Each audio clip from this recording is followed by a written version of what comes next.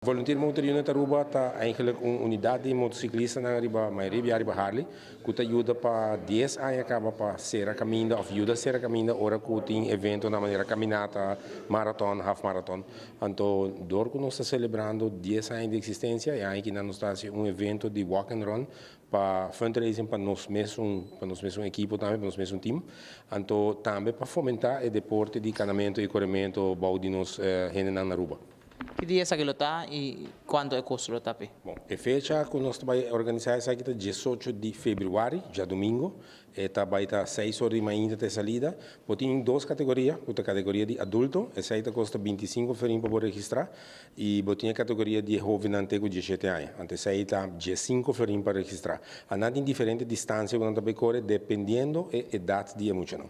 Na onda, você tem a ruta acaba com você lo vai usar? Sim, a ruta está dentro do bairro de Paradera, Bluemont, tem pida que passa dentro Seropita, também pida que passa em Casibari, e vai acaba back net tem caia que está start e acaba dentro caia que passa net para trás de Santana de Paradera.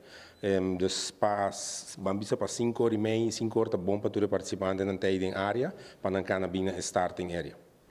Quanto voluntário atualmente o grupo de bike está consiste atualmente? Nos grupos de voluntários consistia agora em quase 30 pessoas. Sempre tem espaço para mais pessoas. Não está na tour evento, mas também tour 30. Pessoas têm viajado de trabalho, não está tour por chega, mas nós temos sempre candidato bastante bom para nós por ajuda, guia e carreira de maneira mais safe por. Você tem gente apesar de aqui colocar como se inscrever, tem número que não pode chamar.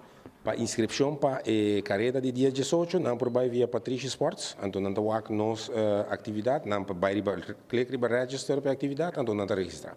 Então não está paga na tour e filial de Aruba Nature's Discount. Nós quer de parte Volunteer Motor Unit invitar tour e clube não que corre carreira ou que se caminhata, também especial e clube de Bromer que sempre organizar que não também da hobby bom mini forma para o grupo bem have fun, bem hasibo caminata com nós dia 18 de fevereiro. Tem tempo para inscrever, mas não tarda muito porque o cupo está limitado. Até 600 participantes nos chega máximo e a compreender agora que nós somos 50% cá. Volunteer Motor Unit.